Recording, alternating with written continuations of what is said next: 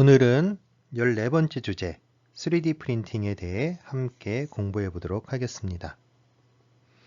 자, 오늘 시간에는 3D 프린팅의 개념은 어떠한가, 즉 3D 프린팅이라는 게 도대체 어떤 의미인가 하는 부분과 이어서 3D 프린터의 작동 원리, 실제 3D 프린팅을 하는 방식은 다양한 방법이 있고요. 그 중에 우리는 FDM이라고 하는 방법을 이용을 하게 되는데요.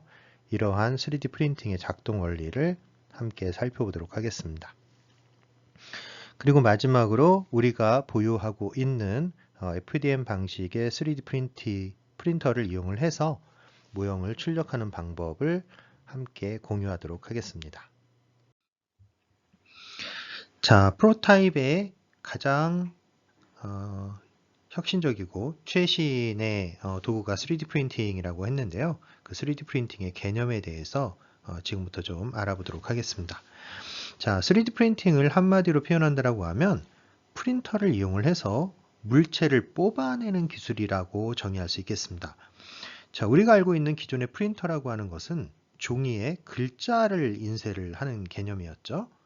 자, 그런데 3D 프린터에서는 입체 모양을 뽑아내는 그런 기술이다 라고 얘기를 해서 종이는 우리가 이렇게 가로와 세로만 있는 2D잖아요. 근데 여기에 이제 가로, 세로가 있고 높이가 있는 이런 3차원 형태의 구조가 되기 때문에 3D 모델이라고 얘기를 하고, 이런 것을 뽑아낼 수 있는 프린터라고 해서 3D 프린팅이라고 표현을 하게 된 겁니다. 일반적으로 프린터는 잉크를 이용을 해서 프린팅을 하지만 3D 프린터는 플라스틱을 비롯해서 경화성 소재, 그러니까 굳어질 수 있는 딱딱한 소재들을 이용을 해서 모형을 뽑아내고 있다라고 이야기하고 있습니다. 자, 그리고 3D 프린터는 이렇게 3차원 형태의 데이터가 있어야지만 출력이 가능하기 때문에 당연히 3차원 모델링 파일을 출력 소스로 활용을 하게 됩니다. 우리 같으면 스케치업이나 오토캐드를 이용해서 만들어 놓은 SKP 또는 뭐 DWG 같은 그런 3D 모델링 파일이 기본이 된다라는 거죠. 자, 이러한 3D 프린팅이라고 하는 개념이 시작된 지는 생각보다 좀 오래됐어요. 1983년 처음 고안이 되었다라고 하고요. 3D 프린팅계의 선도 기업 중에 하나인 3D 시스템즈의 공동 창업자인 찰스 W 헐에 의해서 처음 개발이 되었다라고 알려져 있습니다. 찰스 헐은 시제품을 제작하는 시간을 단축하기 위해서 3D 프린팅 기술을 고안을 했고요. 바로 이 시제품을 제작을 하는 이것이 우리가 오늘 시간에 공부를 하고 있는 바로 프로토타이핑이라고 볼 수가 있는 거죠. 그러니까 애초부터 이런 프로타입을 개발하기 위해서 3D 프린터의 개발이 시작되었다라고 볼 수 있겠습니다. 자, 3D 프린팅을 관통하는 아주 기본적인 원리는 스테레오 리소그래피라고 하는 개념인데요. 줄여서 SLA라고 부르기도 합니다. 그래서 스테레오 리소그래피 아파레터스 해가지고 이 방식은 뭐냐 하면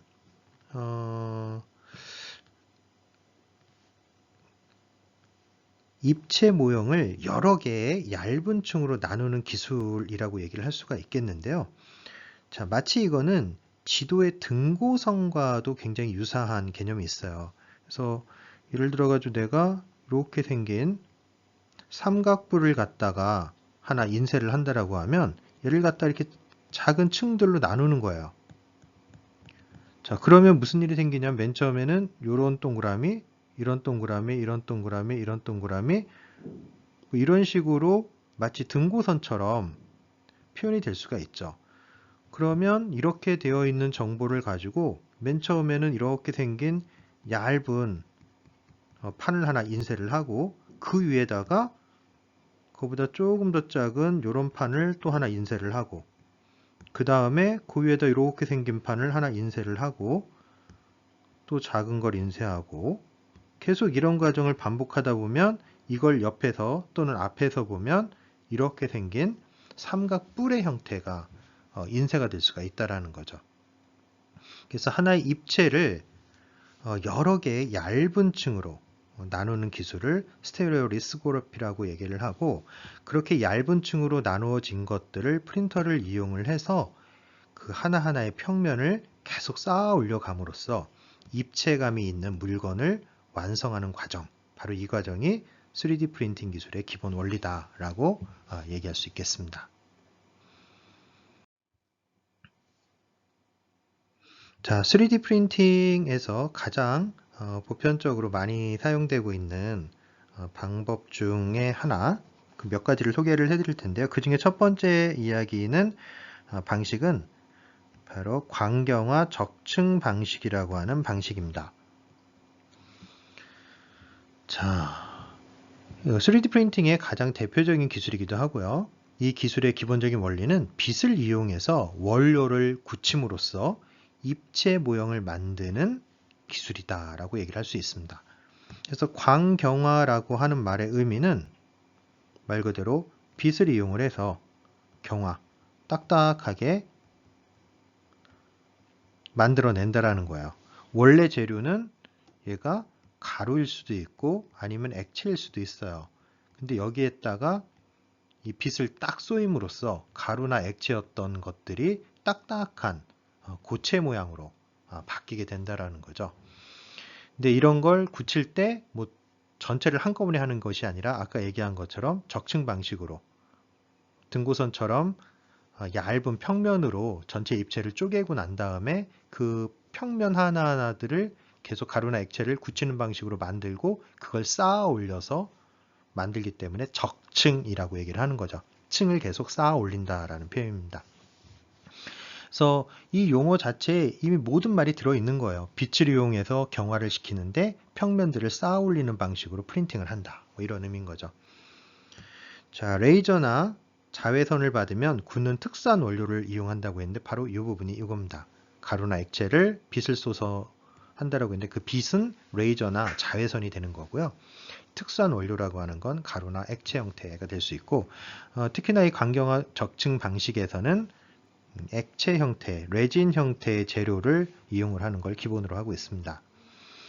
그래서 여기 보시다시피 액체 상태인 광경화성 수지를 도포한 후 레이저로 굳히고 굳힌 표면 위에 다시 층을 쌓아 올리는 적층하는 방식으로 모델을 만든다라고 이야기하고 있습니다. 미국의 3D 시스템즈를 비롯해서 많은 업체가 바로 이 광경화 적층 방식으로 3D 프린터를 만들고 있고요. 앞서 얘기한 SLA, 스테레오 리소그래피 어퍼레이터스라고 하는 이 방식이 얘기한 것처럼 이렇게 등고선을 이용을 해서 계속 쌓아 올리는 방식으로 뭔가를 만들어내는 이 방식이 바로 광경화 적층 방식의 기저를 관통하고 있는 개념적인 원리다라고 볼 수 있겠습니다. 이번 슬라이드에서는 광경화 적층 방식의 작동 원리를 설명하고 있는 동영상을 소개를 하고 있는데요. 위에 있는 유튜브 사이트를 접속을 하셔서 영상을 한번 살펴보시면 광경화 적층 방식이 스테레오리소그래피라고 하는 것이 어떠한 원리를 통해서 사물을 인쇄할 수 있는가 하는 것들을 여러분들이 좀 쉽게 이해를 할 수 있을 것입니다. 자, 이번 슬라이드에서도 역시 스테레오리소그래피, 즉 광경화 적층 방식의 작동 원리를 소개하고 있는 동영상을 또 하나 보여주고 있는데요. 다음에 있는 유튜브 사이트 링크를 이용을 하시면 여러분들이 이 영상 역시 시청을 하실 수가 있습니다. 이 두 가지를 보시고 나면 이렇게 인쇄가 되는구나 하는 것들 여러분들이 이해하실 수 있을 거라고 기대를 합니다. 자, 다음으로 소개시켜 드릴 방식은 폴리젯 방식이라고 하는 건데요. 자, 폴리젯 방식은 똑같이 앞서 말씀드린 방식과 동일하게 광경화 소재를 사용하는 것은 동일합니다. 자, 그런데 그 방식이 조금 다른 거죠. 보통 우리 잉크젯 프린터 같은 경우 보면은 노즐을 통해서 액체 상태의 잉크가 분사가 되는데 이 폴리젯 방식이라고 하는 것은 그 잉크젯 프린터와 되게 유사한 방식이에요. 그래서 폴리젯 3D 프린터에서는 노즐에서 플라스틱 수지가 분사가 됩니다. 그래서 대상에다가 플라스틱 수지를 분사를 하고 그 분사된 상태에서 자외선 램프를 조임으로써 그 분사된 수지를 고체로 굳히는 거죠. 그래서 그런 특수 플라스틱 수지를 활용하여 적층하는 방식을 동일하게 이용을 합니다. 그래서 이 폴리젯 방식은 매우 얇게 소재를 분사함으로써 아주 정밀한 모형을 만들 수 있다는 장점을 가지고 있고요. 그리고 물체를 인쇄하는 속도 역시 다른 방식에 비해서 굉장히 빠른 속도를 가지고 있다는 게 또 다른 장점입니다. 그리고 잉크젯을 분사를 할 때, 이 플라스틱 수지를 분사를 할 때 이 수지에다가 잉크를 섞는 거예요. 그 잉크를 섞게 되면 다양한 색깔을 낼 수 있는 모형에 다양한 색상을 입히는 것도 가능하다라는 점에서 장점이 또 있을 수 있죠. 하지만 이렇게 노즐에서 플라스틱 수지를 분사하는 형태로 해서 자외선 램프에 반응하게 하는 그런 소재의 종류가 상당히 한정적이라는 점은 폴리젯 방식의 한계라고 볼 수 있겠습니다. 이번 슬라이드에서는 폴리젯 방식의 작동 원리에 대해 소개하고 있는 영상을 소개해 드릴 텐데요. 보시는 바와 같이 다음 유튜브 링크를 이용을 하시면 됩니다. 자, 이 링크의 영상을 통해서 폴리젯 방식의 3D 프린터가 어떻게 작동하는지 하는 것을 한번 면밀하게 살펴보시기를 부탁드리겠습니다. 자, 다음 방식 한번 보겠습니다. 이번 방식은 레이저 소결 방식이라고 불리는 방법론인데요. 일반적으로 레이저 소결 방식은 대형 제조업 현장에서 많이 볼 수 있는 3D 프린팅 방식입니다. 분말 형태의 소재를 이용을 해서 베드에 도포를 한 후에 그 분말 위에 레이저를 비춰서 원하는 부분만 굳히는 기술이에요. 아까 전에는 그 액체를 이용을 해서 액체 그 레진에다가 레이저를 비춰가지고 원하는 부분을 굳혔는데 여기에서는 분말 소재를 이용을 해서 분말 소재에 레이저를 비춰가지고 원하는 부분만 굳히는 방식을 이용을 한다는 거죠.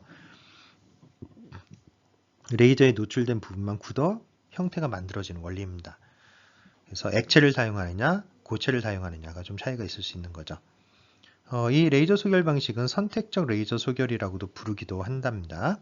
그리고 다양한 소재를 활용할 수 있다는 점이 장점이 될 수 있는데요. 레이저를 통해서 녹이고 이를 굳힐 수만 있다면 아주 광범위한 종류의 원료를 사용할 수 있겠습니다. 예를 들면 플라스틱이나 모래나 알루미늄 등이 레이저 소결 방식에서 이용할 수 있는 소재들입니다. 원료의 특성에 따라서 완성되는 물체의 품질이 결정되고요.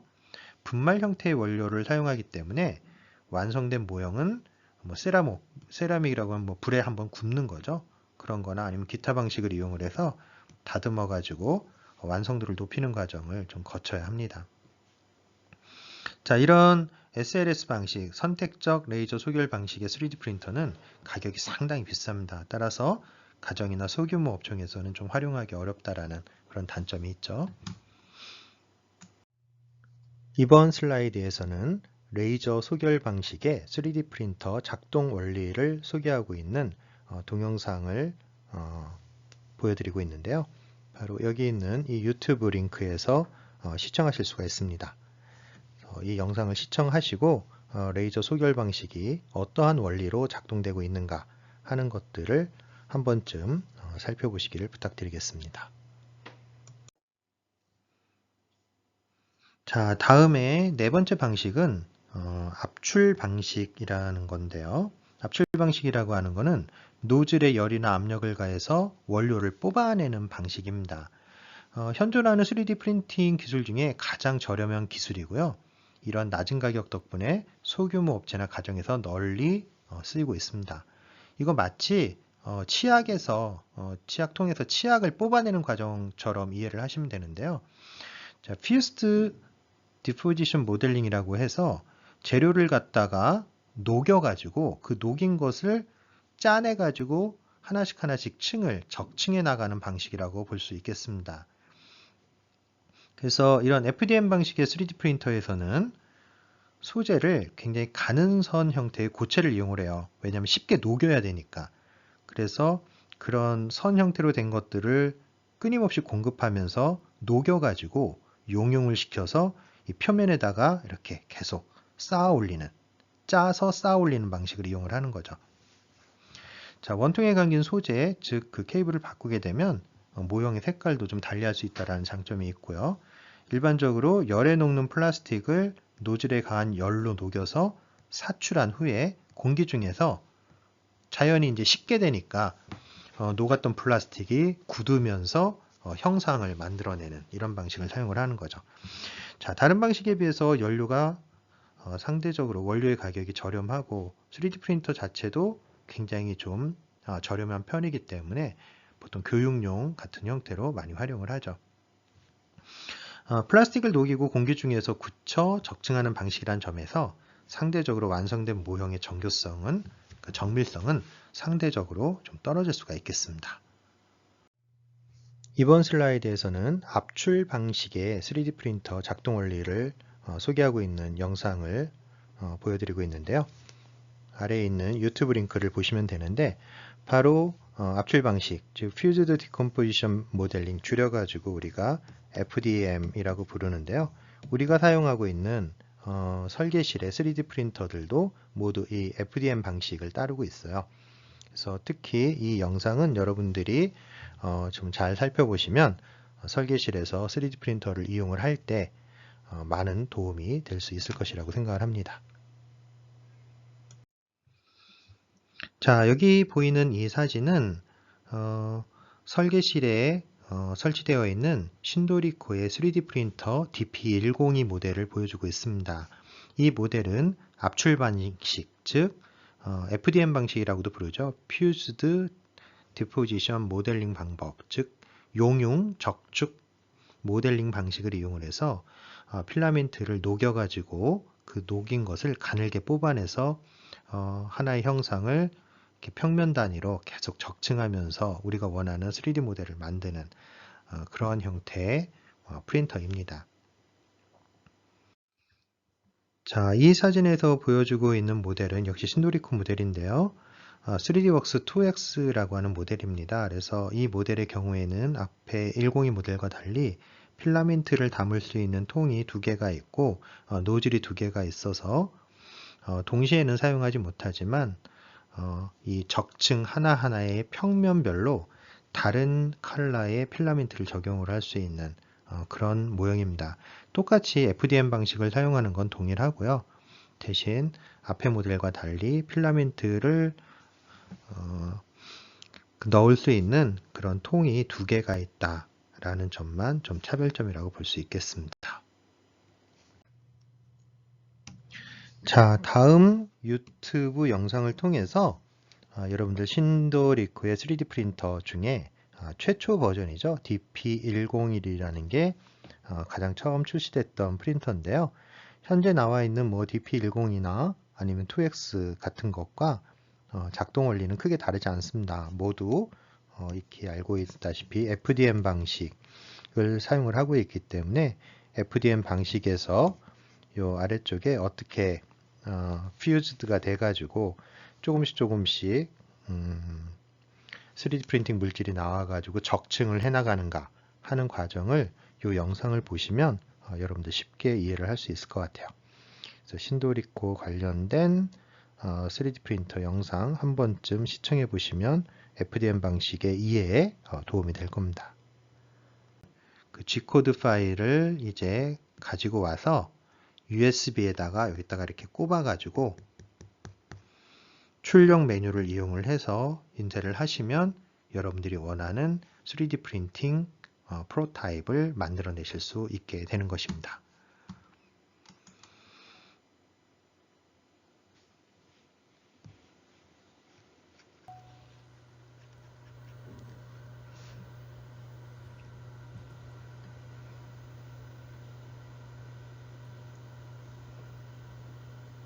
자, 이렇게 되면 프린트가 시작이 되는 거예요.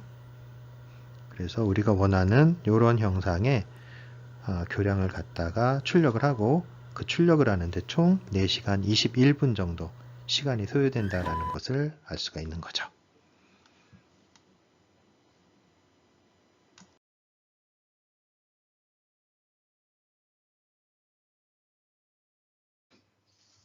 자, 3D 프린팅을 통해서 완성된 교량의 모양에 대해서 한번 살펴보도록 하겠습니다.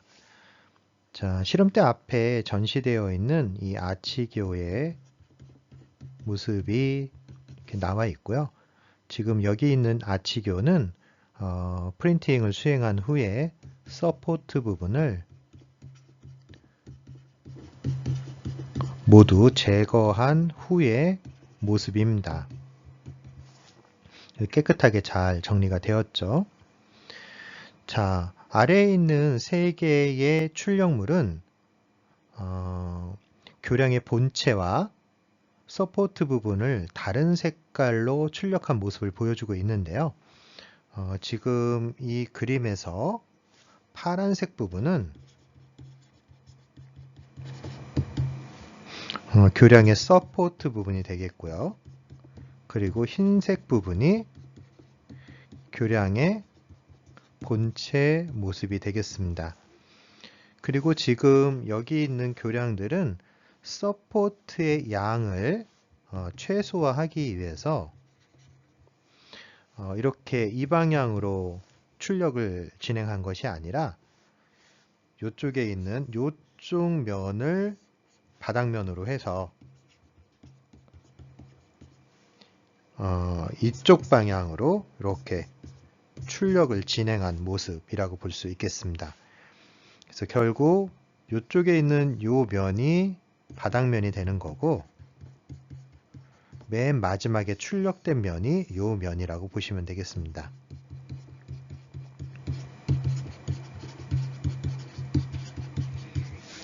이렇게 함으로써 파란색으로 표현된 서포트의 양을 최소화시킬 수 있었던 거고요. 세 번째 출력물 역시 출력 방향은 이 방향으로 한층 한층 쌓아 올렸다라고 볼 수 있겠습니다. 여기 있는 이 사진들은 여러분들 설계실에서도 실물을 확인해 보실 수 있겠습니다.